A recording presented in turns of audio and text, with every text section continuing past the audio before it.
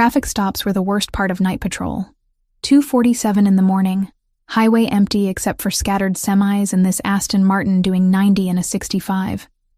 I hit the lights, watched the sleek black car slow and pull onto the shoulder with the kind of precision that told me the driver wasn't drunk, just reckless. I approached the vehicle, hand instinctively near my service weapon. Standard procedure. 3 years on the force taught me that nothing about a traffic stop was ever truly standard. The window rolled down before I reached it. A man sat behind the wheel, and my first thought was that he looked like he'd stepped out of a magazine spread. Dark hair, perfectly styled even at this ungodly hour. Sharp jawline. Suit that probably cost more than my monthly salary. His hands rested on the steering wheel. Visible. Relaxed. Evening, officer. His voice was smooth, accent barely there but definitely Italian somewhere in his lineage. I assume you clocked me doing 88. 90, I corrected, pulling out my citation book. License and registration. He reached for the glove compartment with deliberate slowness. Movements calculated to show he wasn't a threat. That alone set off alarm bells. Normal people fumbled, got nervous, made excuses.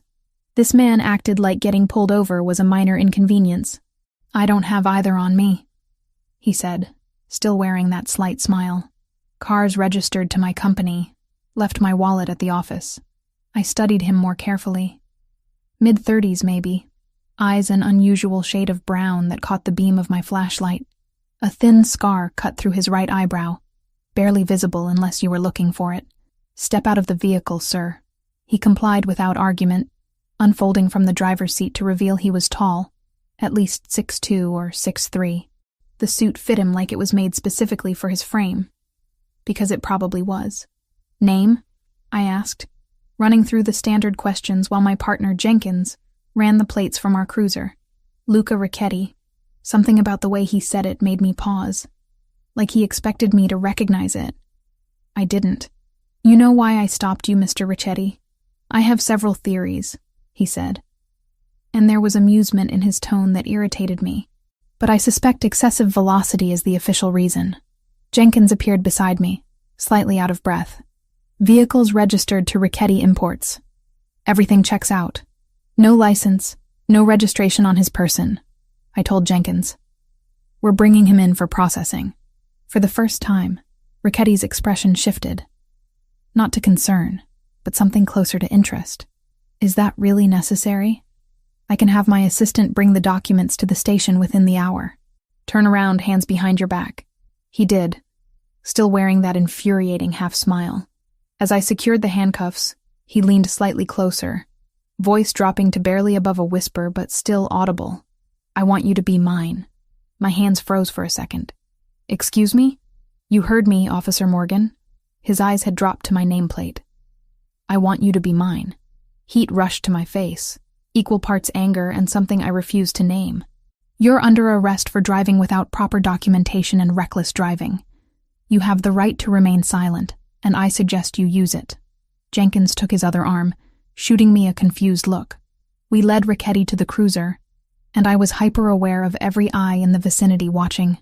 A truck driver had pulled over to watch the scene. Someone across the highway had their phone out, probably recording. Perfect. Just perfect. At the station, processing took all of 20 minutes. Ricchetti sat in the holding area looking completely at ease, like he spent every Tuesday night in police custody. He answered every question with polite accuracy, never losing that calm demeanor. Captain Reed emerged from her office, took one look at him, and her expression went carefully neutral.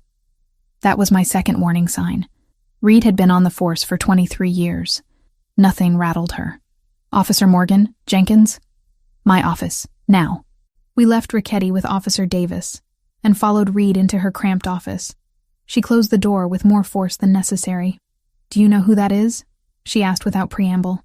Luca Ricchetti, I said. Owns an import company, drives too fast, and has boundary issues. Reed's jaw tightened. Let him post bail. Get him out of here. Captain, he was doing 90 without documentation. I don't care if he was doing 120 while juggling chainsaws. Process the citation and let him go. Jenkins and I exchanged glances. Reed wasn't the type to let anyone slide, regardless of money or connections. Is there something we should know? I asked carefully. Just do it. And Morgan, stay away from him. That's an order, not a suggestion. 30 minutes later, a lawyer in a suit that probably cost more than my car showed up. Bail was posted. Richetti walked out of holding looking exactly as composed as when he'd walked in. He paused at the front desk where I was finishing paperwork. Thank you for your service, Officer Morgan. I'm sure we'll see each other again soon. I sincerely doubt that, Mr. Richetti. That smile again, the one that made my stomach do something complicated. We'll see. He left. I went home. Took a shower hot enough to scald away the memory of his voice in my ear. That ridiculous statement that still echoed in my head. I want you to be mine. Who said things like that? To a cop? While being arrested? Sleep came eventually, restless and thin. My phone buzzed around noon. I'd pulled a double and was finally off rotation for 36 hours. The text from Jenkins simply said, "Check the department group chat." I opened it to find controlled chaos. Someone had posted a video link. I clicked it, stomach already sinking. The video was grainy, shot from across the highway but clear enough. Me approaching the Aston Martin. Me cuffing Richetti. The angle didn't capture audio, thank God, but the comments underneath were already speculating about who he was, what he'd done. One comment caught my eye. That's Luca Richetti. My cousin works port security, says he basically runs half the docks. I was about to close the app when my doorbell rang. I wasn't expecting anyone. Through the peephole, I saw a delivery man holding an enormous bouquet of white roses. At least 3 dozen, arranged with the kind of artistry that screamed expensive. I opened the door. I think you have the wrong address. Olivia Morgan? He checked his tablet. That's me, but I didn't order. Delivery for you, ma'am. Sign here. I signed because what else was I going to do? And took the flowers inside. They smelled incredible. Filled my small apartment with their fragrance. The card was simple, cream-colored cardstock with elegant handwriting. Thank you for your courtesy, Officer Morgan. L.R. I should have thrown them out. Should have reported it as harassment or intimidation or whatever the correct protocol was. Instead, I put them in water and stared at them for way too long, trying to figure out why my hands were shaking. Captain Reed's office smelled like burnt coffee and old case files. She'd called me in first thing when I reported for my next shift, her expression more serious than I'd seen in months. Close the door, Morgan. I did, settling into the worn chair across from her desk. Through the window behind her, I could see the bullpen, other officers starting their day with the usual chaos of shift change. Reed pulled a folder from her drawer and dropped it on the desk between us. Luca Richetti, age 34, born in Naples, moved to the States when he was 8. Runs Richetti Imports, legitimate on paper. In reality, he's the head of one of the most powerful organized crime families on the East Coast. My stomach dropped. You're saying he's Mafia? Yes. His father ran the organization before him. Luca took over when he was 19 after his parents were killed in what the official report called a car accident. Reed's finger tapped the folder. It wasn't an accident. Rival family took them out. Luca consolidated power within 6 months and has held it ever since. I thought about the man in the tailored suit, the way he'd smiled when I cuffed him. That calm, almost amused demeanor suddenly took on a different weight. He's been under federal investigation 3 times, Reed continued. Nothing's ever stuck. He's careful, insulated, doesn't get his hands dirty directly. Why are you telling me this? Reed leaned back in her chair, studying me with those sharp eyes that missed nothing. Because I need you to understand the situation. That traffic stop video went viral locally. You're visible now, associated with him. Even if it was just doing your job. That's not my fault. No, it's not. But there's something else you need to know. She paused, seeming to choose her words carefully. We've had leaks in the department. Information getting out that shouldn't. Details about ongoing investigations. Surveillance schedules. Someone's feeding intel to someone on the outside. The implication settled over me like ice water. You think it's connected to Richetti? I don't know, but I'm telling you this so you understand why you need to be careful. Stay away from him, Morgan. Don't engage if he contacts you again. These people, they don't play by rules we recognize. I left her office with more questions than answers. The folder's contents burned into my memory. The bullpen felt different now, like I was seeing everyone through new eyes. Who was the leak? Was it someone I worked with every day? Jenkins caught up with me at my locker. Everything okay? Reed looked intense. Just routine follow-up on the Richetti stop. I kept my voice neutral. Nothing serious. He nodded, accepting it, and headed out for patrol. I watched him go, hating that I was suddenly suspicious of everyone. The next 3 days were tense and uneventful. I kept checking over my shoulder, expecting something to happen, but nothing did. Life continued. I worked my shifts, went home, tried to sleep. Then the coffee shop happened. I stopped at my usual place on 4th Street before my morning shift. I'd been going there for 2 years, knew the staff by name, had my order memorized by everyone who worked the counter. Luca Richetti was sitting at a corner table with a newspaper and an espresso. He looked up as I entered, and that slight smile appeared. "Officer Morgan, what a pleasant coincidence." "Is it?"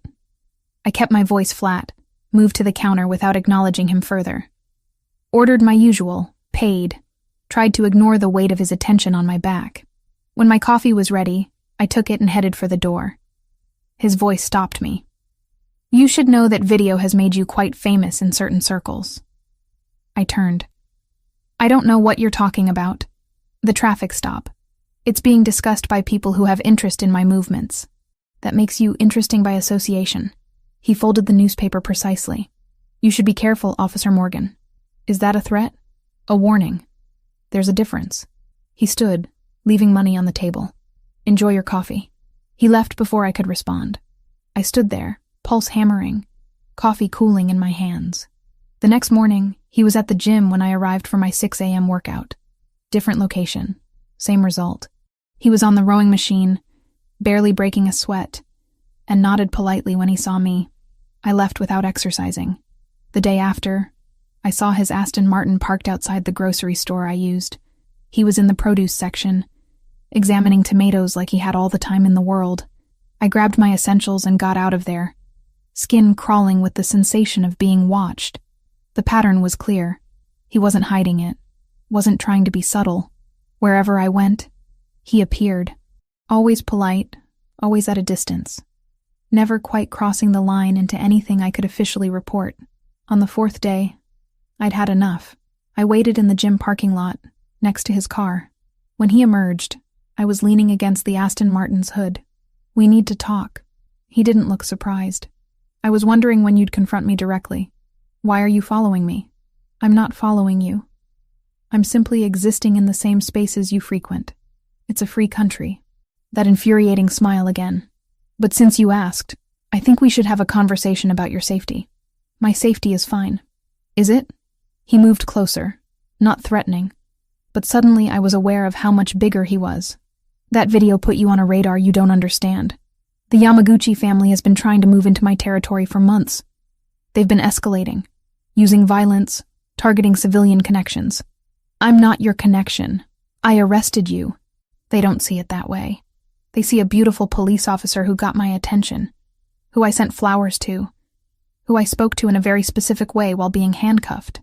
His eyes held mine. They see leverage. My mouth went dry. "You're saying I'm in danger because of you?" "I'm saying you were put in danger the moment that video went online. Not by me, by circumstance." He reached into his jacket, slowly, pulled out a business card. "If anything unusual happens, anything at all, you call this number. Franco Zanarello. He's my head of security, and he'll respond immediately. I'm a cop. I don't need a criminal security detail." "Then pray you don't need it." He pressed the card into my hand. "But keep it anyway." He got into his car and drove away, leaving me standing in the parking lot with a business card burning a hole in my palm. I should have thrown it away. Should have gone straight to Captain Reed and reported the conversation. Instead, I put it in my wallet, behind my badge, where I could pretend it didn't exist. That night, I pulled up the video again. Watched myself cuff Luca Richetti, watched the smooth way he moved, the control in every gesture. Read through hundreds of comments. many of them speculating about his identity. One comment thread caught my attention. My aunt works at the port. Says the Yakuza's been pushing hard into Richetti territory. It's gonna get ugly. Another. Friend in the FBI says they've been watching him for years. Can't touch him, though. Guys like smoke. I closed the laptop and stared at the white roses on my kitchen counter. They were starting to wilt, petals browning at the edges. But I hadn't thrown them out. Something told me I should be more afraid than I was. Instead, I felt something else entirely. Something dangerous and complicated that I refused to name. My phone buzzed. Unknown number. The message was simple. Stop looking into things you don't understand. This is friendly advice. I stared at it for a long time before deleting it. Then I took Franco Zanarello's card out of my wallet and put it on my nightstand. Just in case. The double shift left me exhausted enough that I almost missed it. I'd worked 16 hours covering for Jenkins, who'd called in sick, dealt with 2 domestic disturbances and a bar fight, and all I wanted was my bed and 8 hours of uninterrupted sleep. My apartment building looked normal. Same cracked concrete steps, same flickering light in the hallway that the landlord kept promising to fix. I climbed to the 3rd floor, keys already in hand, and stopped dead when I saw my door.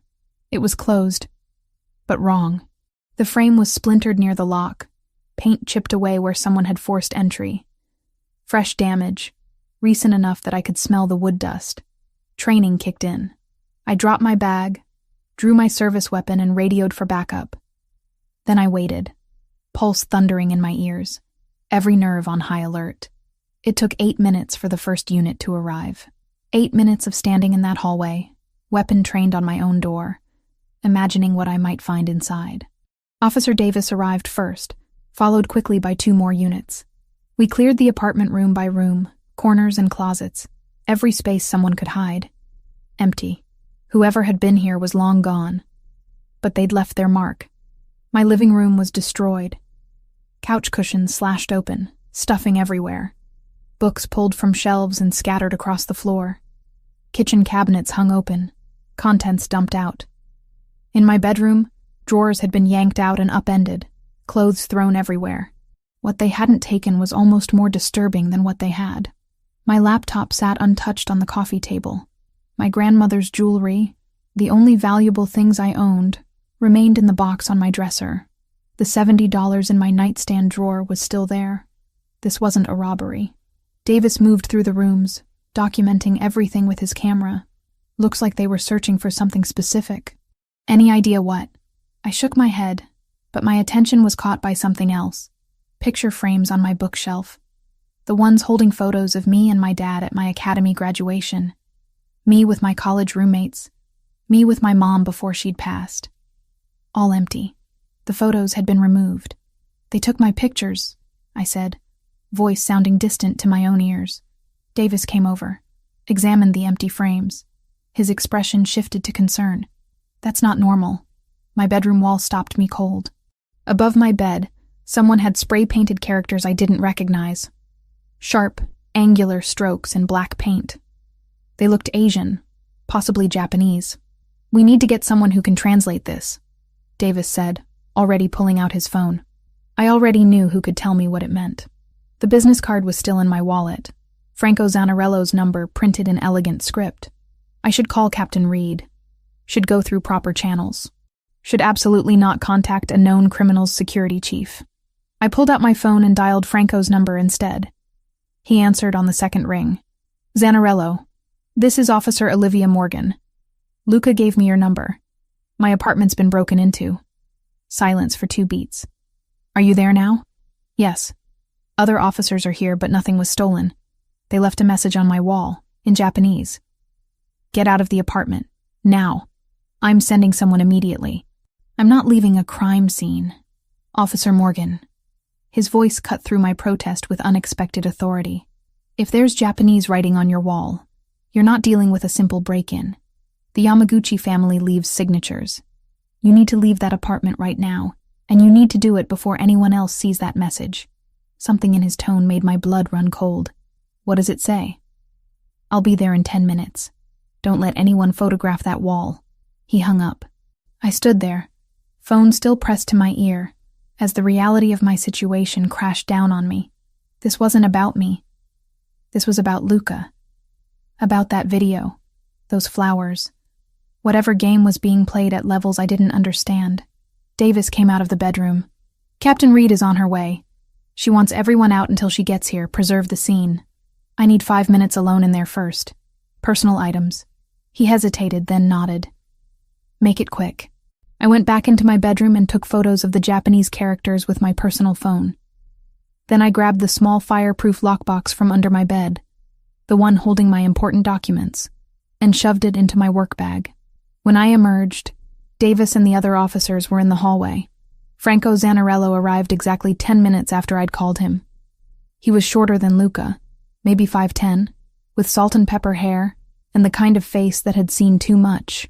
He wore a dark suit and moved with the confidence of someone used to difficult situations.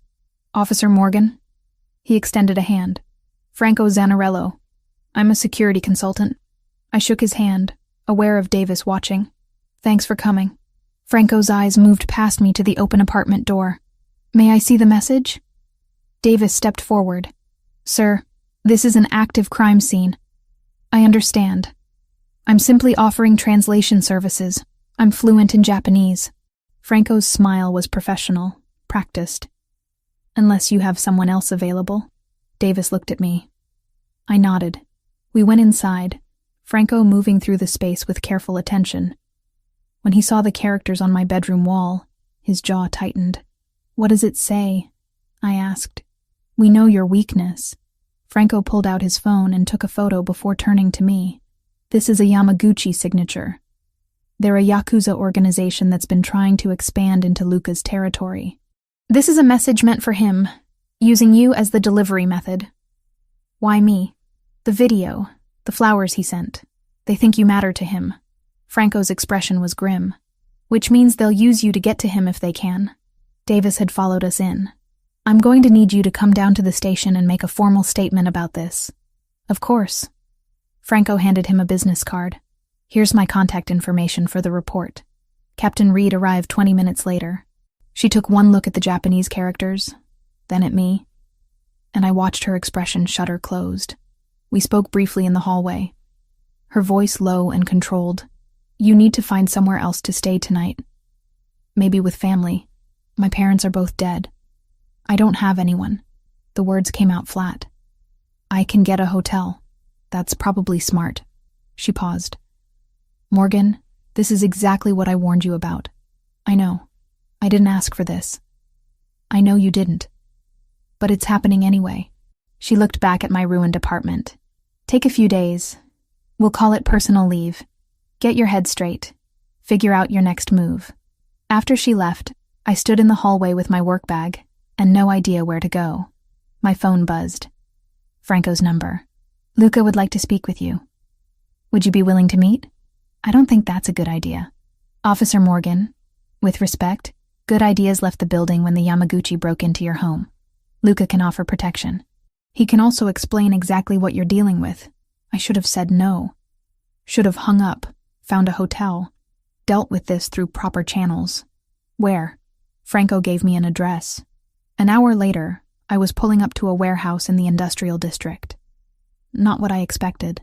2 men in dark suits met me at the entrance, patted me down professionally but not invasively, and led me inside. The warehouse had been converted into something elegant and unexpected. Exposed brick walls, modern furniture, soft lighting. Luca stood near floor-to-ceiling windows overlooking the water, hands in his pockets, staring out at the city lights. He turned when I entered. Thank you for coming. I know you didn't have to. Your man said you could explain what's happening. I can. Sit, please. He gestured to a leather couch. Can I get you something? Water? Coffee? Answers would be great. A slight smile. Direct. I appreciate that about you. He settled into the chair across from me. The Yamaguchi family is one of the largest Yakuza organizations in Japan. 3 years ago, they decided to expand into the United States. They chose the East Coast, specifically territories that I control. Control, I repeated, through illegal activities. Through business, some of which falls outside legal boundaries, yes. I won't insult you by pretending otherwise. He leaned forward slightly. They've been pushing aggressively, targeting my legitimate operations, disrupting supply chains, using violence against associates. 2 months ago, they killed 3 men who worked for me, not criminals, dock workers with families. I thought about my empty picture frames. And I'm caught in this because of a traffic stop? Because of a video that showed me speaking to you in a way that suggested interest? Because I sent you flowers, which confirmed that interest? The Yamaguchi see weakness in attachment, in caring about anything beyond power. His eyes held mine. They think you're my weakness now. They'll try to use you to hurt me. I'm not your weakness. I barely know you. That won't matter to them. The perception is what's dangerous. He stood, moved to a table where Franco had laid out several photographs. This is what they do to people they perceive as leverage. He held up one photo. I looked away after 2 seconds. The image would haunt me anyway. I don't need to see that. You do, actually. You need to understand the kind of people you're dealing with. This isn't petty crime, Officer Morgan. This is organized violence with no regard for innocence or law. I stood up, needing movement. So what am I supposed to do? Hide? Run? Quit my job? You're supposed to let me protect you. Absolutely not. Then at least let Franco install security at your apartment. Cameras, reinforced locks, a panic system linked directly to my people. Your people are criminals. My people are effective. His voice sharpened with frustration. Your police department can't protect you from this. They don't have the resources or the understanding of how the Yamaguchi operate. I do. We stared at each other across the room. He was right. And I hated that he was right. Enhanced security only, I finally said. No guards, no surveillance detail, no further contact between us. You keep your distance, I keep mine, and eventually they'll lose interest. You don't know them like I do. Then I'll learn fast. Franco appeared in the doorway. I can have a team at her apartment within the hour, full installation by morning. Luca looked at me. That acceptable? I nodded. 2 days later, when I felt brave enough, Luca showed up at my door himself. It was late, past 11, and I'd been staring at my freshly painted bedroom wall for an hour. Franco's team had removed the Japanese characters, patched the damage, made everything look normal again. But I couldn't unsee those words. The knock was soft. I checked the new security monitor, another addition from Franco's team, and saw Luca standing in my hallway holding takeout bags. Against every instinct screaming at me to leave the door closed, I opened it. I brought dinner, he said. I thought you might not have had time to eat properly. The smell of garlic and tomato hit me, and my stomach reminded me I'd survived on coffee and protein bars all day. I stepped aside to let him in. He set the bags on my kitchen counter, moving with the same careful grace I'd noticed that first night. Italian, I hope that's acceptable. Why are you really here? Because 2 days ago, you experienced something traumatic, and I'm partially responsible for that. Because I wanted to check on you personally. He started unpacking containers. And because I think we should talk, really talk, about what happened to me when I was 19, about what it's like to live in this world, about why I do what I do. I sat down at the counter. He served food onto plates, found forks in my drawer without asking where things were, and sat across from me. My father was a good man, he began. Hard, but fair. He ran his organization like a business, avoided unnecessary violence, took care of people. When I was 19, the Rossi family decided they wanted our territory. They killed both my parents on a Sunday afternoon. Car bomb. I was supposed to be in that car too, but I'd stayed late at the warehouse. I listened. Food forgotten. I had a choice. Walk away, let the family fall apart, start over somewhere clean, or take control, become exactly what my father had been. His fingers traced the rim of his water glass. I chose the latter. Not because I wanted power, but because 30 families depended on the organization for their livelihood. Because walking away would have meant more bloodshed as everyone fought over the vacuum. You could have gone to the police. The police couldn't prove anything. The Rossi family was very careful. And by the time I'd consolidated power, I was too deep to extract myself without massive casualties. He met my eyes. I'm not asking for forgiveness or understanding. I'm just explaining how a 19-year-old kid becomes a 34-year-old criminal, because I think you deserve to know who sent you flowers. We talked until after 2 a.m, about his parents, about my father who died responding to a domestic violence call when I was 15, about the choices that shape us, the paths we can't walk back from, the weight of responsibility neither of us had asked for. When he finally left, I stood at my window watching his car drive away, thinking about how nothing in my training had prepared me for this, for feeling sympathy towards someone like Luca Ricchetti, for understanding, even slightly, the world he inhabited, for wanting to see him again.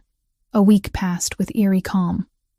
I returned to work, went through my routines with the new security system humming in the background of my life. No more break-ins, no mysterious messages. Luca kept his distance like I'd asked. I told myself I was relieved. Told myself the knot of disappointment in my chest was just stress. Thursday evening, I stopped at the grocery store on my way home from a day shift. Nothing fancy, just milk, bread, something for dinner that didn't come from a drive-thru. The parking lot was half empty, streetlights just starting to flicker on as dusk settled over the city. I was loading bags into my trunk when I heard footsteps behind me. Too close, too fast. Training kicked in before conscious thought. I spun, hand going for my weapon. But there were 3 of them, and they moved with coordinated precision. The first man grabbed my arm. Asian, maybe late 20s, tattoos visible at his collar. I twisted, broke his grip, got my hand on my gun. The second man hit my wrist hard enough that my fingers went numb, and the weapon clattered to the pavement. "Don't make this difficult," the third one said. His English was perfect, but accented. "Get in the van. No one needs to get hurt." A white cargo van sat idling 3 spaces away, side door open. Waiting. I screamed. Drove my elbow into the closest man's solar plexus, felt the satisfying whoosh of air leaving his lungs. Someone grabbed my hair, yanked me backward. I went with the momentum, used it to throw my full weight against him. We both hit the ground. My radio.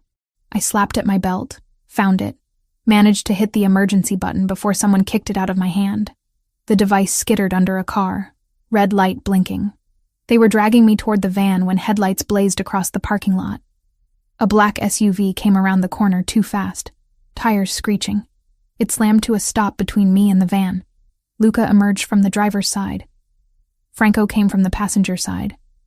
Both moved with lethal purpose.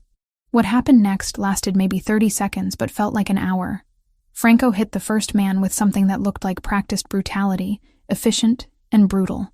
Luca grabbed the one holding me, and I watched him transform into someone I hadn't seen before. The violence was controlled, but absolute. He broke the man's grip on me with a move that left him screaming.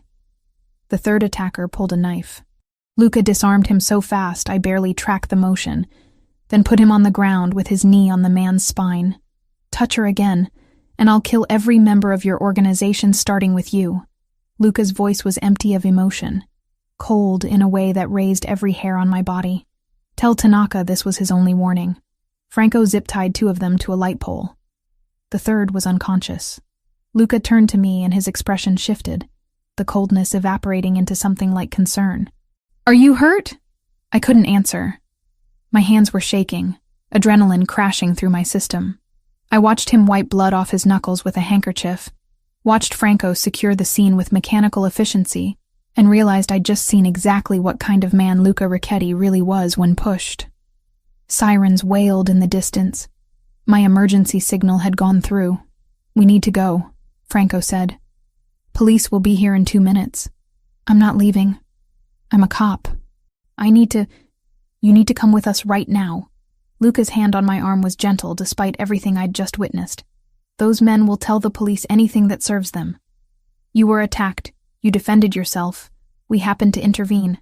But if you stay, this becomes complicated in ways that put you in more danger." "Luca," Franco's voice held warning. 60 seconds. Please." Luca's eyes held mine. "Trust me for the next hour. After that, you can call whoever you want, report whatever you need to. But right now, I need to get you somewhere safe. I should have stayed. Should have waited for backup, filed reports, done everything by the book. Instead, I got into his SUV. He drove fast, but not recklessly, taking turns that suggested he knew exactly where he was going. Franco sat in the back, on his phone, speaking in rapid Italian. My police radio sat on my belt, silent now, probably being discussed by every unit in the vicinity. Where are we going? My property. It's secure. Luca's knuckles were white on the steering wheel. I'm sorry. I had people watching, but they moved faster than we anticipated. You had people watching me? Yes. I told you I would protect you. He glanced over. Are you injured? Did they hurt you? Bruises. Nothing serious. I pressed my palms against my thighs to stop them shaking. How did you know to come? My people saw them setting up. Called it in. Franco and I were 15 minutes away. We got lucky. Lucky. I'd just been almost kidnapped in broad daylight. Had watched Luca break someone's arm without hesitation. And we were calling it lucky. The property was 30 minutes outside the city, hidden behind gates and walls that screamed private. The house itself was unexpected. Modern architecture, clean lines, floor-to-ceiling windows overlooking manicured grounds. Not the Gothic mansion I'd imagined. Inside was even more surprising. Minimalist furniture, expensive but understated. Art on the walls that looked original. Everything carefully curated, but somehow still feeling lived in. Franco disappeared down a hallway after a brief conversation in Italian with Luca. We were alone in a living room that probably cost more than my annual salary. Sit, Luca said, guiding me to a leather couch. I'm going to get the first aid kit. I don't need... Your arm is bleeding. I looked down. He was right. One of them must have caught me with the knife. A shallow cut through my sleeve. I hadn't even felt it happen. Luca returned with a kit that would put a small hospital to shame. He sat beside me, rolled up my sleeve with careful hands, cleaned the wound with efficiency that spoke of experience. His touch was surprisingly gentle. This is going to hurt, he warned before applying antiseptic. It did. I hissed through my teeth but didn't pull away. He worked in silence, bandaging the cut with practiced precision. You've done this before, I observed. Yes. Occupational hazard in my line of work. He finished, sat back. That should hold until you can get it properly looked at. I can't believe you had people following me. I can't believe you're surprised. He stood, moved to a cabinet, and poured amber liquid into 2 glasses. After what happened to your apartment, did you really think I'd leave you unprotected? I didn't ask for protection. You didn't need to. He handed me 1 glass. Whiskey. It'll help with the shock. I took it. Sipped. It burned going down, smooth and expensive. We sat in silence for a moment. The weight of what had just happened settling over us. What I did to those men, Luca said finally. That's who I am when violence becomes necessary. I wanted you to see it eventually, but not like this. You were terrifying. Yes. No denial, no apology. That's the point. In my world, the appearance of capability prevents most fights before they start. But when they start anyway, you finish them decisively. I thought about the man screaming, the cold way Luca had delivered his threat. You meant it. About killing them. Every word. He met my eyes. Does that frighten you? It should. But does it? I wanted to say yes. Wanted to be horrified, to call for backup, to run from this man and everything he represented. Instead, I kept seeing him appear in that parking lot, the way he'd positioned himself between me and danger without hesitation. I'm questioning my judgment, I admitted. That's probably wise. A slight smile, almost sad. I'm not a good man, Olivia. I've done things that would horrify you if you knew the details. But I keep my word, and I protect what's mine. I'm not yours. Aren't you? He leaned forward, close enough that I could smell cedar and something darker. Every time I close my eyes, I see you standing on that highway, chin up, refusing to be intimidated. Every conversation we've had has made me want more. You're in my head in ways I haven't allowed anyone to be in 15 years. My breath caught. Luca, I know. You're a cop. I'm everything you're supposed to stand against. It's impossible and inappropriate and probably dangerous for both of us. His hand came up, fingers brushing my jaw so gently it was almost imaginary. But tell me you don't feel this too. I should have pulled away. Should have said something professional, something that established boundaries. Instead, I leaned into his touch, just slightly, and watched his eyes darken. The moment stretched, fragile and charged. Then his phone rang, shattering it. He pulled back, checked the screen, answered. Yes? Listened. Understood. Keep them there. He hung up, expression shifting to business. The police found the men in the parking lot. One of them is talking, claiming you attacked them unprovoked. That's insane. It's strategy. They'll try to discredit you, make you seem unstable or corrupt. He stood. You need to get ahead of this. Call your captain, explain what happened, get on record first. He was right. I pulled out my phone, saw 17 missed calls from the department, called Captain Reed directly. She answered immediately. Morgan, where the hell are you? I'm safe. I'll explain everything, but you need to know what really happened tonight. I told her. All of it, leaving out only the location where I was now. She listened in silence until I finished. Come in tomorrow morning. First thing. We'll sort this out. Her voice softened slightly. I'm glad you're okay. But Morgan, you're getting pulled into something way over your head. I know. After I hung up, Luca gestured to the hallway. Guest rooms are upstairs. You should stay here tonight. Franco's already arranged for clothes and anything else you might need. I should go home. Your home has been compromised once already. Here, you're safe. His expression was earnest. Please, let me have this much peace of mind. I was too exhausted to argue, too shaken to drive, too confused about everything I was feeling to trust my own judgment. One night, I agreed. Then I figure out what happens next. One night, he echoed, but something in his tone suggested he knew that one night was already more than either of us could take back. Captain Reed's office felt smaller than usual, the walls pressing in as she paced behind her desk. I'd been sitting there for 20 minutes while she read through my written statement for the third time. Let me make sure I understand this correctly. She set the papers down with deliberate care. You were attacked in a grocery store parking lot by 3 men with apparent Yakuza connections. Luca Ricchetti and his associate happened to intervene. You then left the scene before backup arrived and spent the night at Ricchetti's property. That's accurate, yes. Morgan. She rubbed her temples. Do you have any idea how this looks? I was almost kidnapped.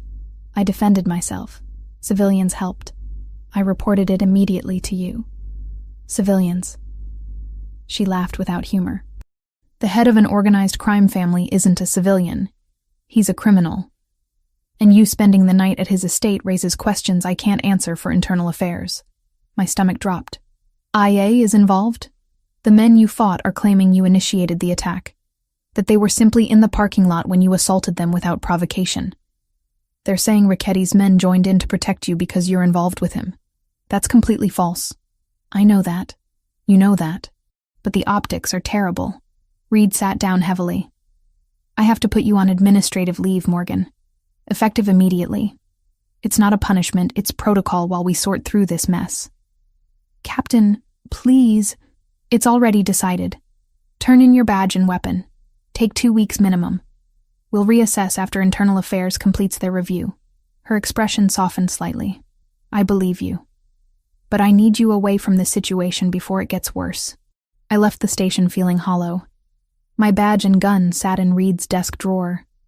27 years old, and my career was potentially circling the drain because I'd done nothing wrong, except exist in the same orbit as Luca Ricchetti. My phone rang as I reached my car. Unknown number. Officer Morgan? A male voice, vaguely familiar. This is Detective Kyle Bennett. We met briefly at the station last month. I work Organized Crime Division. I remember. What can I do for you? I heard about what happened last night. I wanted to check in. See if you're okay. He paused. Also wanted to ask if you've been staying at the same address. For report purposes. Something felt off about the question. I'm staying with friends temporarily. Why? Just updating our files. The Yamaguchi situation is active. We want to make sure we can reach you if needed. Another pause. Are you staying at Ricchetti's property? Warning bells went off.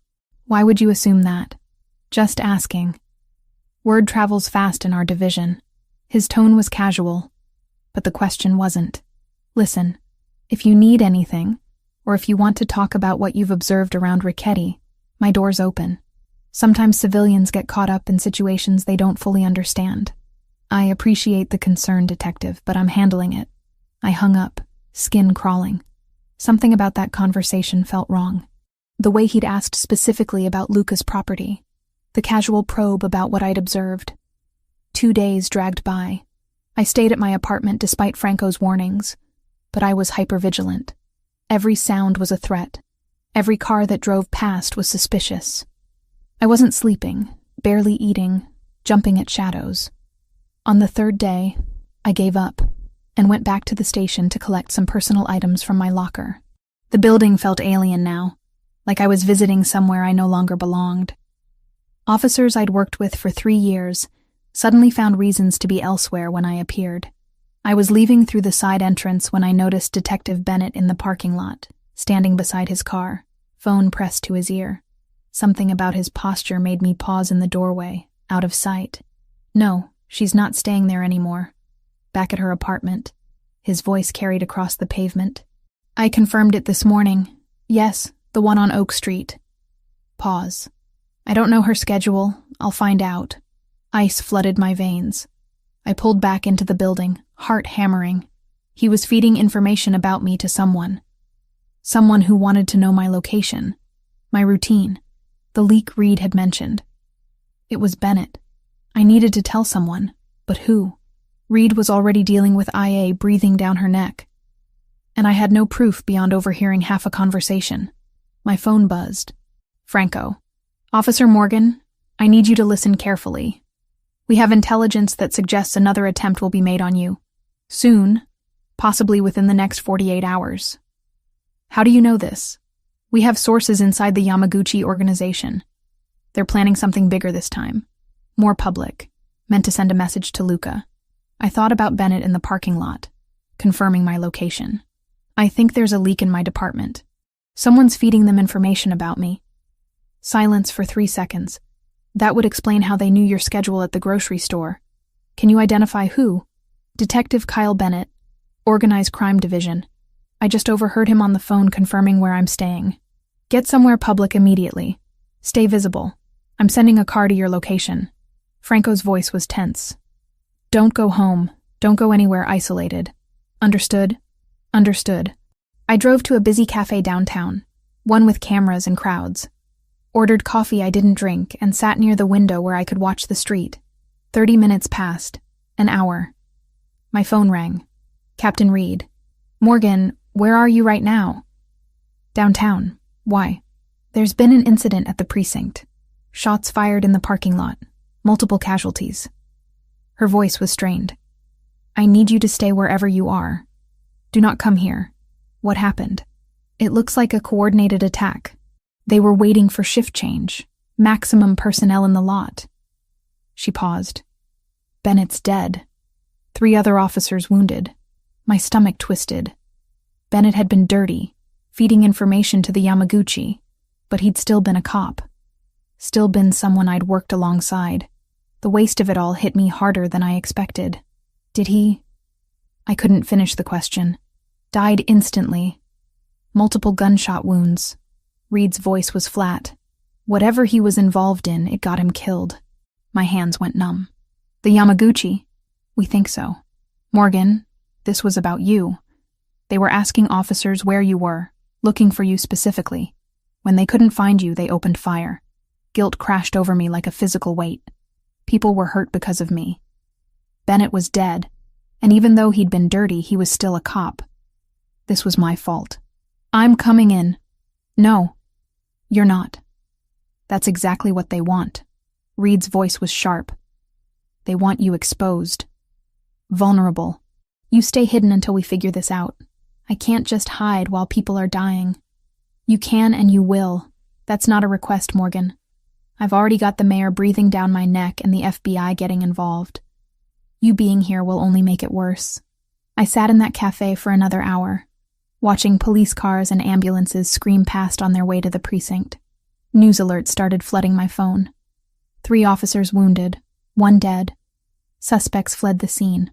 Possible gang-related violence. Franco appeared beside my table so quietly I jumped. "We need to go. Now." "How did you—" "Tracked your phone. Come on." He led me to a different SUV, this one with tinted windows and a driver I didn't recognize. We pulled into traffic, heading away from the city center. "Where are we going?" "The property. It's the only place that's truly secure right now." Franco's jaw was tight. "That attack at your precinct was a message.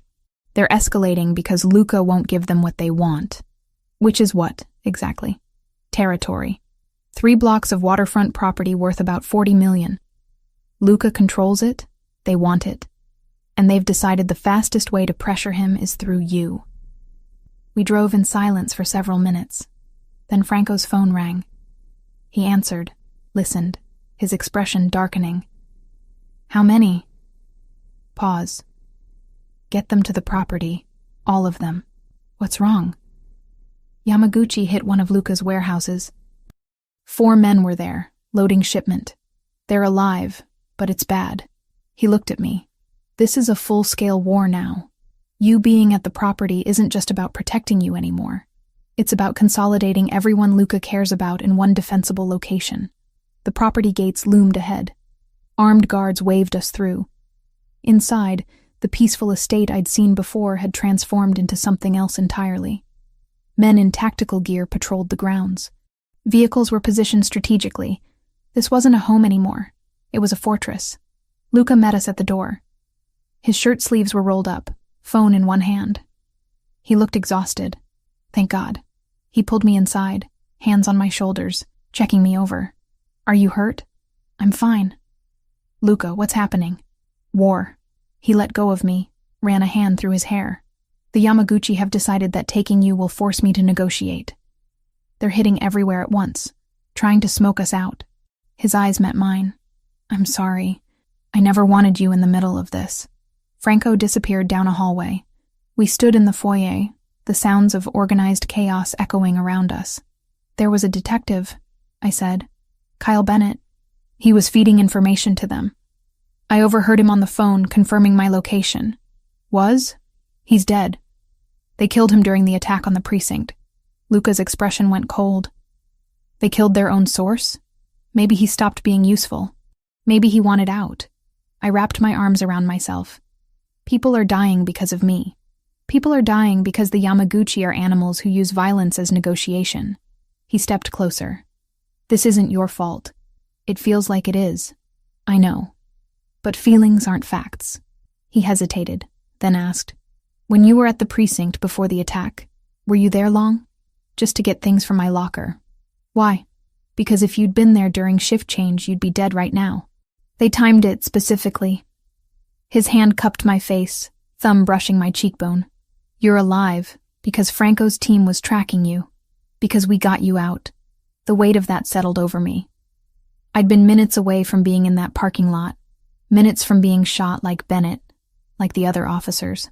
"I shot someone once," I heard myself say. 2 years into the job. Domestic violence call. Guy pulled a gun on my partner. I put 2 rounds in his chest. Killed him instantly. Luca listened without interrupting. I had nightmares for months. Therapy. Reviewed the shooting 100 times. Eventually, I accepted it was clean, justified, unavoidable.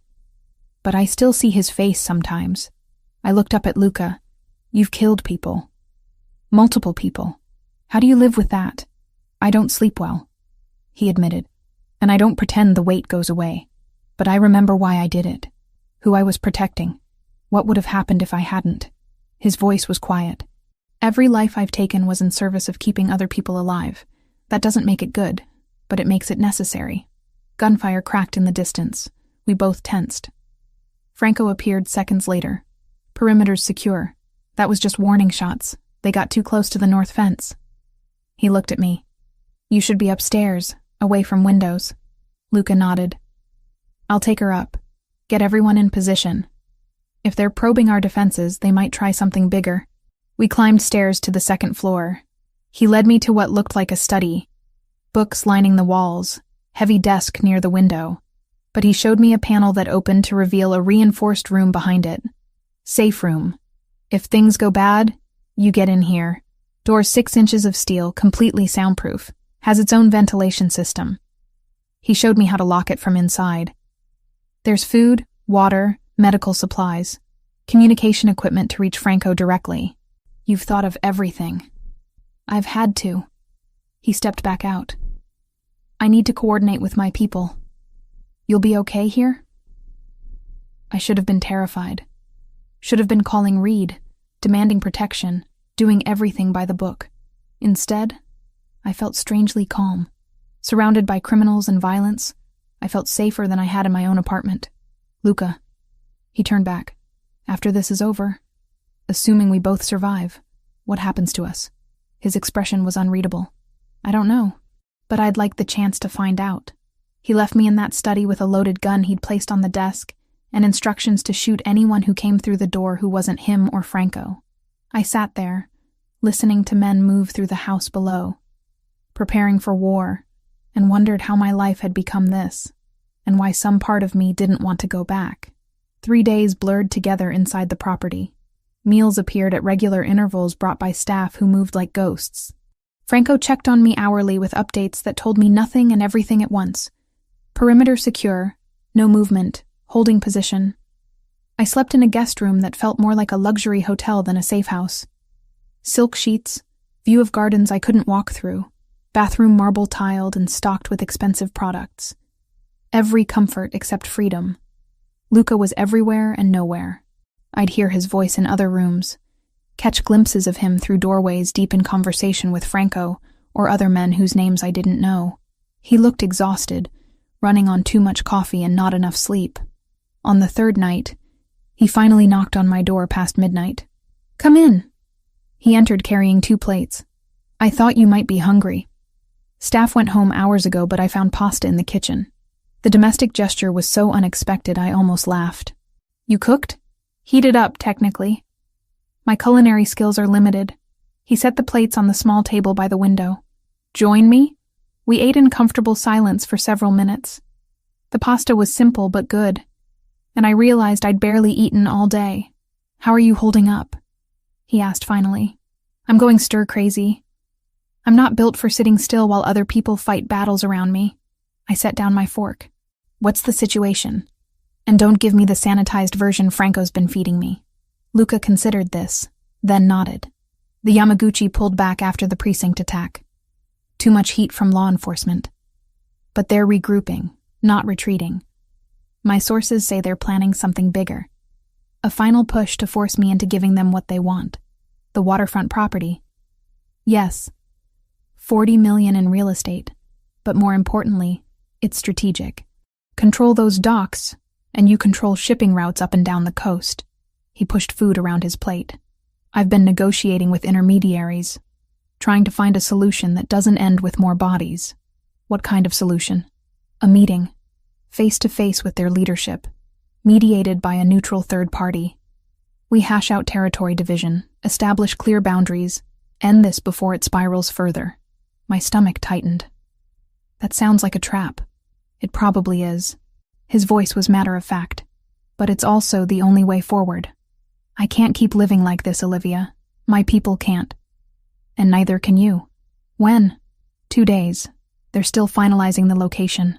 He met my eyes. If something happens to me at that meeting, Franco has instructions. He'll make sure you're protected, get you relocated if necessary. Don't talk like that. I need to be realistic. The Yamaguchi don't negotiate in good faith. There's a very real chance I won't walk out of that room. He leaned forward, which is why I need to say something now, while I still can. My heart hammered against my ribs. I've spent 15 years keeping everyone at arm's length. Relationships were leverage, attachments were weakness. I built walls around myself that I thought were impenetrable. His hand reached across the table, fingers brushing mine. Then you arrested me, and those walls started cracking. Luca, let me finish. Please. His thumb traced circles on my wrist. Every conversation we've had, every moment you've been in the same room, I felt something I convinced myself I was incapable of feeling. You make me want to be different, better, to find a way out of this life that doesn't end with me in a grave before 40. I should have pulled away, should have reminded him of all the reasons this was impossible. Instead, I turned my hand over, lacing our fingers together. I became a cop because I wanted to fix things, to make the world safer, more just. Black and white morality. I laughed softly. Then I met you, and suddenly everything's gray. I should despise everything you represent. Instead, I see a man who's trying to protect people the only way he knows how. That's generous. It's the truth. At least my truth. I squeezed his hand. I'm terrified of what I feel for you. It goes against everything I believe in, everything I've worked for. But it's there anyway, and I'm tired of pretending it isn't. He stood, pulled me up with him. We were inches apart, his free hand coming up to cup my face. If I kiss you right now, there's no taking it back. No pretending this is just circumstance or proximity. I know. You're sure? Instead of answering, I closed the distance. The kiss was gentle at first, almost tentative. Then his arm wrapped around my waist, pulling me closer. And the gentleness dissolved into something urgent and desperate, like we were both drowning and each other was air. When we finally broke apart, both breathing hard, he pressed his forehead to mine. Stay with me tonight, not for anything except sleeping. I just want to know you're close. We ended up in his room down the hall. It was surprisingly simple compared to the rest of the house. King-sized bed, minimal furniture, walls painted soft gray. Personal in a way the guest spaces weren't. We lay on top of the covers, still fully clothed, face to face in the darkness. His fingers traced lazy patterns on my arm. Tell me something true, he said softly. Something you've never told anyone else. I thought about it. Sometimes I'm glad my dad died when I did. I was 15, still young enough that he's frozen in my memory as perfect. If he'd lived, I would have eventually seen his flaws, his mistakes, been disappointed by him. I paused. I feel guilty about that, like I'm not allowed to be grateful for tragedy. You're allowed to have complicated feelings about trauma. His voice was understanding. That doesn't make you a bad person. Your turn. Something true. He was quiet for so long I thought he wouldn't answer. I think about leaving constantly. Selling everything, walking away, starting over somewhere no one knows my name. But I'm afraid that wherever I go, I'll still be this person. That violence and control are too deeply woven into who I am to ever extract. You're more than what you've done. Maybe. Or maybe I'm exactly what I've done, and everything else is wishful thinking. He pulled me closer. But with you, I want to try. Want to believe I could be different. We fell asleep like that, tangled together. And for a few hours the war outside those walls didn't exist. Morning came too soon.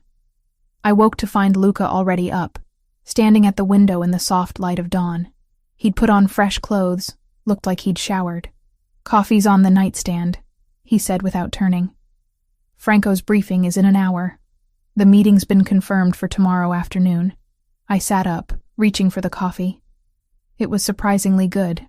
Where? Abandoned warehouse on the waterfront. Neutral territory. Supposedly swept for weapons and surveillance. He finally turned to face me. I'm bringing Franco and 2 others.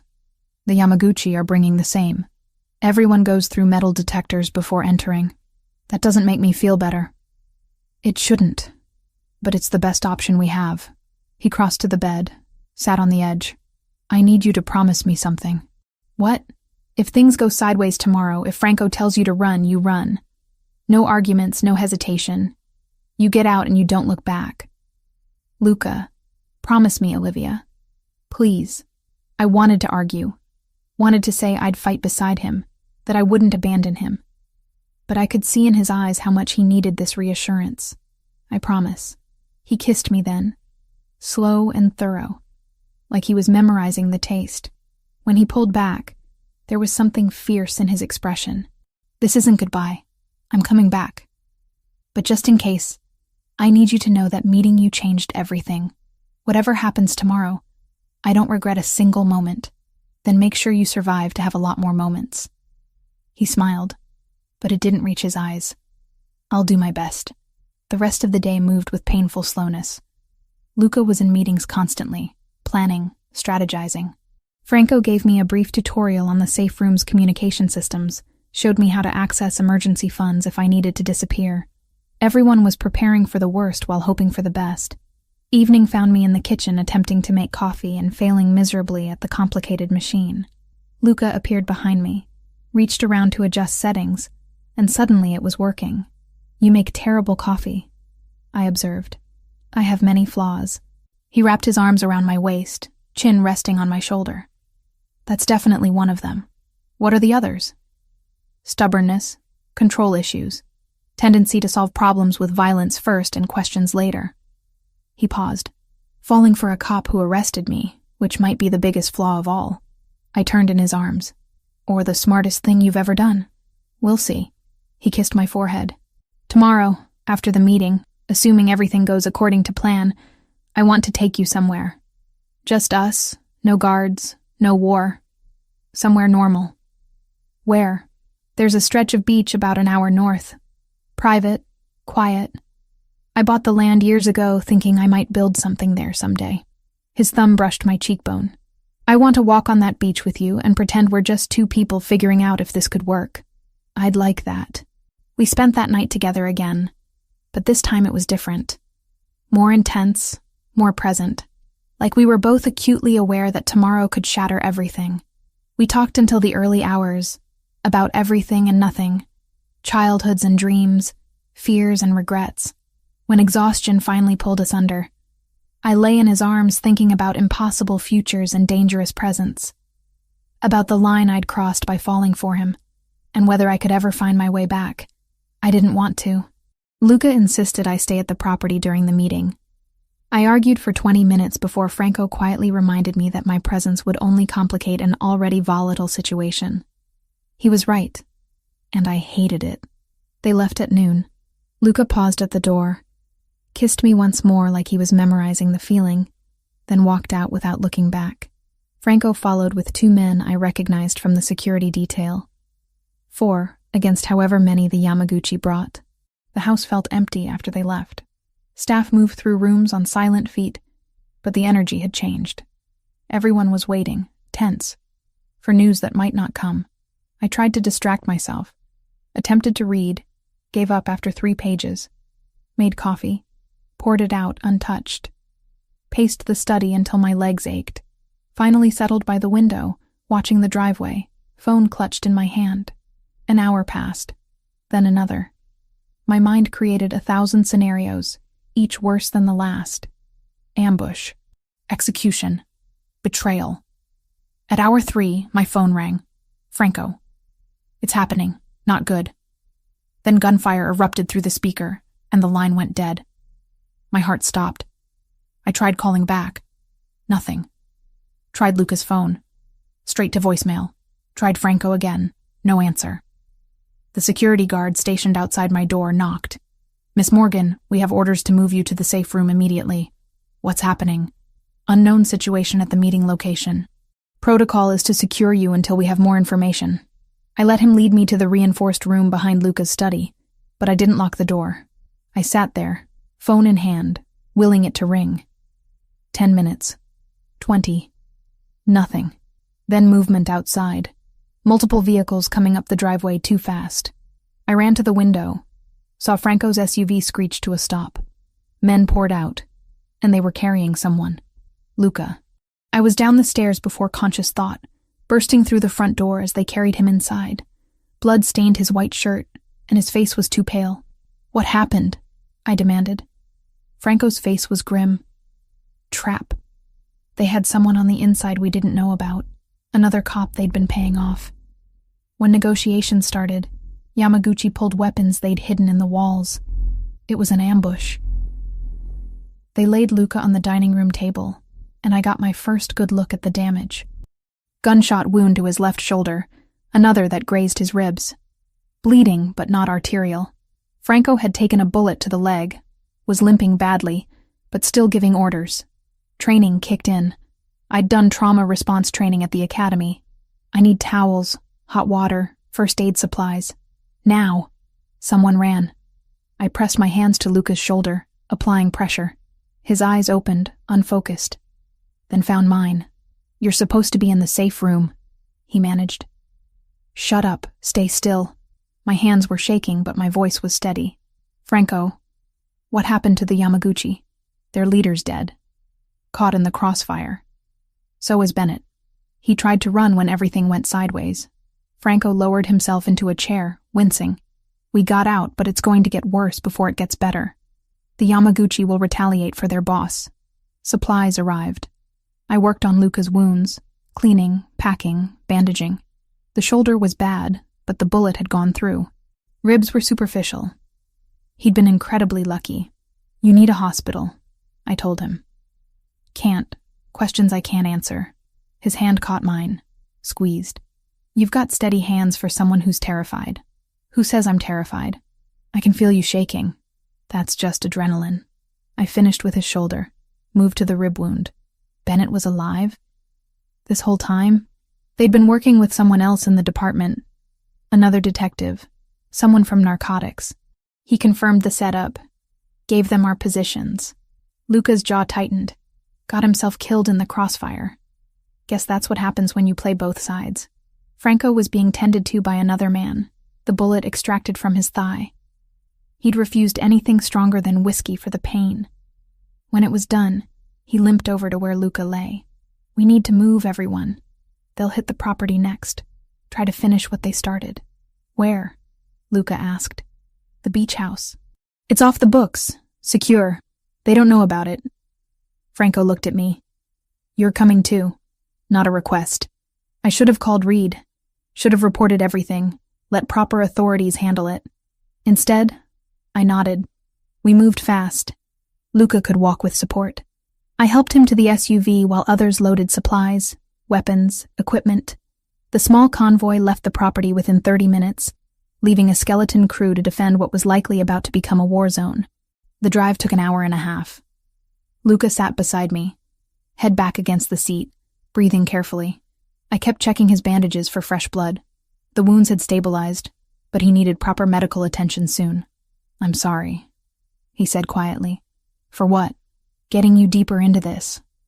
You saved my life back there, and now you're an accessory to God knows how many crimes. I made my choice." I took his hand, eyes open, fully aware. "I chose you, even knowing what that means, especially knowing what it means." The beach house was small, modern, built into the dunes with floor-to-ceiling windows overlooking the ocean. Isolated enough that our closest neighbor was 2 miles away. Franco had a doctor waiting, someone discreet who asked no questions. While the doctor worked on Luca properly, stitching and medicating, Franco pulled me aside.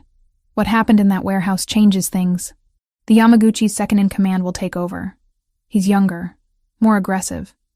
This war just escalated." He studied me. "You understand you can't go back to your old life now? You've crossed too many lines. Done too much. Even if we win this, you're compromised." "I know. And you're okay with that?" I thought about my badge in Reed's drawer. My apartment I'd barely lived in. The career I'd built for 3 years. All of it felt like someone else's life now. "I'm okay with it." He nodded slowly. "Luca's lucky to have you. I hope he knows that." The doctor finished around 10 p.m. Luca would be fine, needed rest and antibiotics. But barring infection, he'd recover fully. Franco's leg would take longer, but wasn't life-threatening. We gathered in the living room, exhausted and battered. 2 of Franco's men stood guard outside. Everyone else had scattered to various safe houses, orders given to lie low until the situation stabilized. "What now?" I asked. Luca, propped up on the couch with enough painkillers to make him drowsy but still lucid, considered the question. "Now we wait for their move. They'll want revenge for their boss. But they're also in chaos, dealing with succession and reorganization. We have maybe 48 hours before they regroup. And then we finish this. One way or another." His eyes met mine. "I'm getting out, Olivia. After this ends, I'm done. I'll transition everything to Franco, cash out my legitimate holdings, and disappear. I told you I think about leaving constantly. Now I'm actually going to do it." Franco looked surprised. but not displeased. You're serious. Completely. I'm 34 years old, and I just took 2 bullets in a warehouse fight. I'm tired, Franco. Tired of violence. Tired of looking over my shoulder. Tired of being this person. He reached for my hand. I want that normal life. The beach walks and terrible coffee and waking up without wondering if today's the day someone finally kills me. What about the organization? It's yours if you want it. You've earned it 100 times over. I'll help with the transition, make sure everyone's taken care of, but then I'm out. We sat in silence. The sound of waves crashing against the shore filtering through the windows. The weight of everything that had happened, everything still to come, pressed down on all of us. Later, when Franco had gone to coordinate with his men and we were alone, Luca pulled me down beside him on the couch. "Are you sure about this?" he asked. About me? About leaving everything behind? I've never been more sure of anything. I rested my head on his good shoulder. My whole life, I've done what was expected. Followed rules, pursued the right career, tried to be the daughter my parents would be proud of, but none of it felt like mine. It felt like wearing someone else's life. And this feels like yours? You feel like mine. I lifted my head to look at him. I don't know what comes next, or where we'll go, or how we'll build something new. But I know I want to try. With you. He kissed me softly. When this is over, we're going to walk on that beach I told you about. Just us, normal people, figuring out how to be together. I'm holding you to that. Outside, night had settled completely over the water. Inside, surrounded by guards and weapons, and the aftermath of violence, we held each other and pretended for a few hours that we were just 2 people falling in love, even though we both knew that the war wasn't over yet, that the Yamaguchi would come, that everything we wanted was still on the other side of survival. But for now, in this moment, we were alive, together, and that was enough. 3 months later, I stood in the kitchen of a modest beach house an hour north of the city, watching sunrise paint the Pacific Ocean in shades of amber and rose. The coffee maker gurgled beside me. Fancy Italian machine that Luca still couldn't operate despite my repeated attempts to teach him. So much had changed in 90 days. The war had ended 2 weeks after the warehouse ambush. The Yamaguchi's second-in-command, a pragmatist named Sato, had reached out through intermediaries. Both organizations were bleeding resources, losing people, attracting too much law enforcement attention. A territory split was negotiated. Luca kept his waterfront properties. They got shipping routes on the south side and 3 blocks of commercial real estate, an uneasy peace that had held because both sides were exhausted. True to his word, Luca had dismantled his empire with methodical precision. Franco took over day-to-day operations, slowly legitimizing what could be legitimized and cutting loose what couldn't. Luca sold off properties, transferred assets into trusts, set up pension funds for families who'd worked for his father. The transition took months of careful planning, but he'd done it. I'd submitted my resignation to the police department 6 weeks ago. Captain Reed had accepted it without surprise, her expression understanding when I met with her in a neutral location. We didn't discuss details. She didn't ask where I was going or who with. We both knew, and she'd chosen to let me walk away cleanly. No charges, no investigations into my actions during the Yamaguchi situation. A gift I hadn't expected but deeply appreciated. The Internal Affairs Review had concluded I'd acted appropriately given the circumstances. Self-defense against verified gang members. But everyone understood I couldn't return. Not after the choices I'd made. Not after crossing lines that couldn't be uncrossed. I'd processed the loss of my career in stages. Anger first, at the unfairness of it. Then grief for the life I'd planned, the future I'd imagined. Finally, acceptance. I'd chosen this path with open eyes. And while it hurt to leave police work behind, I didn't regret the reasons why. Luca had set me up as a security consultant for his legitimate businesses.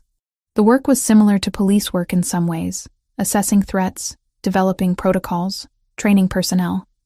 It paid well and kept my skills sharp. More importantly, it was clean. Legal. Something I could build a real career around without compromising my values further. We'd bought this house together last month. Small, 3 bedrooms, built into the dunes with windows overlooking water. Private enough for safety, close enough to civilization that we didn't feel completely isolated. It was the first place that felt like ours. Not a safe house or temporary shelter, but an actual home. Footsteps behind me. Arms wrapped around my waist. Luca's chin resting on my shoulder. He'd healed well from his wounds. Scars remained. Thin lines across his ribs and shoulder, but no lasting damage. Franco had recovered too. Only a slight limp remaining on cold days. "You're up early," Luca murmured against my neck. Couldn't sleep. I leaned back into his warmth. Too much on my mind. "Want to talk about it?" I turned in his arms, nervous energy buzzing through me. I'd been holding this news for 2 days, waiting for the right moment. Sunrise in our kitchen felt right. "I have something to tell you." His expression shifted to concern. Should I be worried? No, but it's big. I took his hand, placed it on my stomach. "I'm pregnant." For 3 full seconds, he just stared at me. Then his face transformed into something I'd never seen before. Pure, uncomplicated joy mixed with wonder and a touch of fear. "You're sure?" Took 3 tests. All positive. I'm about 10 weeks along. I searched his face, trying to read his reaction beyond the initial surprise. "I know this isn't planned. We've only known each other 4 months. We're still figuring out how to be together, and everything's still uncertain." He kissed me, cutting off my nervous rambling. His hands cradled my face like I was something precious and fragile. When he pulled back, his eyes were suspiciously bright. "This is the best news you could have given me." Relief flooded through me so intensely my knees went weak. "Really? Because I spent the last 2 days convinced you'd think it was too soon, that we weren't ready." "It is too soon. We're absolutely not ready." He laughed, the sound full of genuine happiness. "But I don't care. A baby, Olivia. Our baby. This is everything I didn't know I wanted until right now." "You're not scared?" "Terrified," he admitted. "I have no idea how to be a father. My own died when I was 19, and before that he was teaching me how to run a criminal empire, not how to change diapers or go to parent-teacher conferences." His thumb brushed my cheekbone. "But I want this. Want to give our child the life I never had. Normal, safe, filled with choices instead of obligations." I pressed my forehead to his. "We're going to be terrible at this. Probably. But we'll be terrible together." He pulled back slightly. "Although we should probably get married before the baby comes. I'm traditional about some things. Did you just propose?" "That was definitely not a proper proposal." "I'll do better, I promise. With a ring and everything." He grinned. "But yes, eventually, I'm absolutely proposing. If you'll have me. Let me think about it." I pretended to consider. Reformed Mafia boss with terrible coffee skills and a tendency to solve problems with violence. What's not to love? "I'm working on the violence thing." "I know you are." I kissed him softly. "And yes, when you ask me properly, I'll say yes." We stood in our kitchen as morning light filled the space, holding each other. The future suddenly more real and tangible than it had been minutes before. Not the future I'd planned when I'd graduated from the police academy at 24, but maybe a better one. Franco arrived mid-morning for his weekly check-in. He'd been staying in the city, managing the transition while Luca and I built our new life at the beach. His leg had healed well, only bothering him when weather changed. He looked good, more relaxed than I'd ever seen him. "You both look disgustingly happy," he observed, accepting coffee from Luca. "What happened?" "We're having a baby," Luca announced, unable to contain his grin. Franco's eyebrows shot up. Then a slow smile spread across his usually serious face. "Congratulations, both of you. A baby. That's wonderful news. How are things in the city?" I asked, steering the conversation to business. "Stable. The Yamaguchi are keeping to their territory. We're keeping to ours. Most of our former operations are fully transitioned now. I've got legitimate business managers running the legal companies, and the less legal stuff is being phased out gradually." He pulled out a folder. "Which brings me to why I'm here. Final paperwork for you to sign, Luca. After this, you're officially out.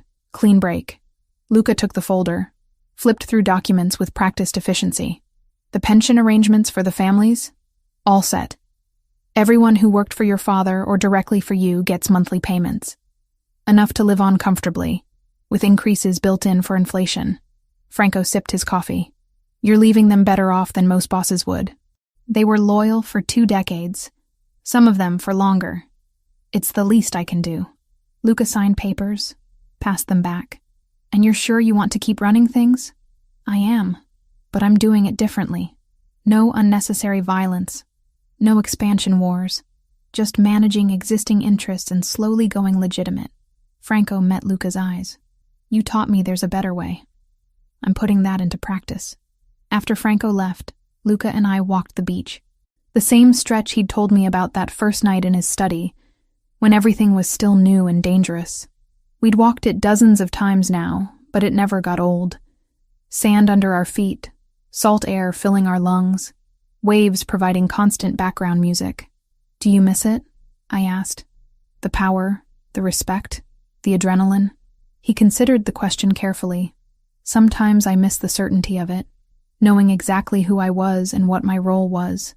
But no, I don't miss the violence or the constant vigilance or the weight of being responsible for so many lives. He squeezed my hand. This is better. This is real. Even the boring parts? Especially the boring parts. Grocery shopping and mortgage payments and trying to figure out why the dishwasher makes that weird noise. He pulled me closer. I spent 15 years living in high gear. I'm ready for mundane. We continued walking in comfortable silence. In the distance, a few other people walked dogs or jogged along the waterline. Normal people doing normal things. We were part of that now, or at least learning to be. I've been thinking about the baby, I said, about what kind of parents we want to be. And I want to be honest. Age appropriately, but honest. About who we were, what we did, why we made the choices we made. I watched a seagull dive for fish. I don't want to lie or pretend we were something we weren't. But I also want them to understand that people can change, that mistakes don't define you forever. That's fair. Luca was quiet for a moment. I want them to have choices I never had. To pursue whatever makes them happy, not what's expected or necessary. And I want them to be kind.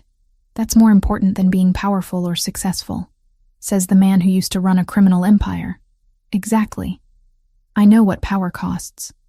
I'd rather our kid be a good person than a powerful one.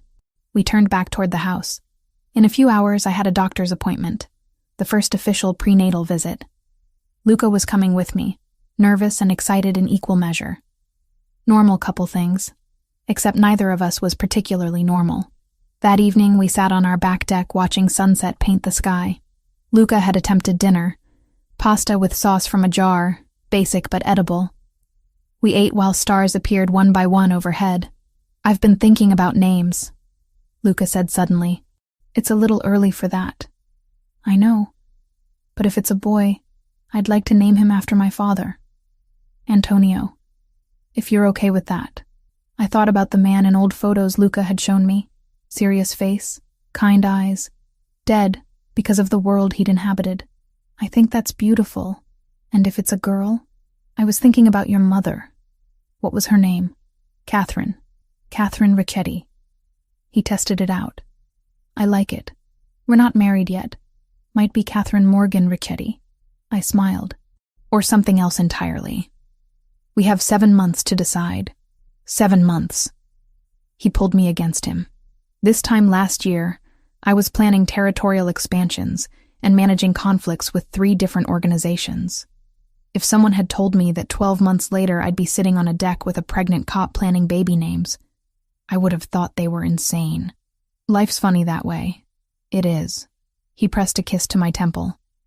But I wouldn't change any of it. Not the traffic stop, not the warehouse fight, not the impossible choices. All of it led here, and here is exactly where I want to be. Later, lying in bed in our little house by the sea, I thought about the path that had brought us to this moment. From that highway at 2 a.m. to here. Every decision, every risk, every line crossed. None of it had been easy. Most of it had been terrifying. But Luca was right. This was exactly where I wanted to be. His arm tightened around me. What are you thinking about? How I arrested you 4 months ago and now we're having a baby. When you put it that way, it sounds completely insane. It is completely insane. I tilted my head to look at him, but it's our insane. And I wouldn't trade it for anything. He kissed me, slow and deep, and I tasted our future in it. Not perfect, not uncomplicated, but real and ours, and built on a foundation of choices we'd both made with open eyes. Outside, waves crashed against the shore in eternal rhythm. Inside, we held each other and dreamed about the life we were building, the baby who would arrive in 7 months, the wedding we'd plan eventually, the normal, boring, beautiful existence we'd fought so hard to claim. Morning would bring new challenges. Luca's coffee would still be terrible. I'd probably overcook breakfast while trying to read pregnancy books simultaneously. We'd argue about furniture for the nursery and whether we needed to move somewhere with better schools eventually. But tonight, in this moment, everything was perfect. And that was enough.